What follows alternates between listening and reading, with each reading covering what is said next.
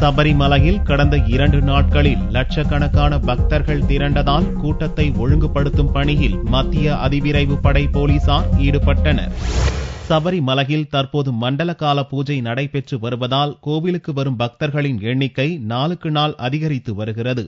கூட்டத்தினரை ஒழுங்குபடுத்த சன்னிதான வளாகத்தில் மட்டும் 1600 போலீசார் பாதுகாப்பு பணியில் ஈடுபட்டுள்ளனர். திங்கட்கிழமையன்று இரவில் திடீரென்று பக்தர்களின் கூட்டம் அதிகரித்தது.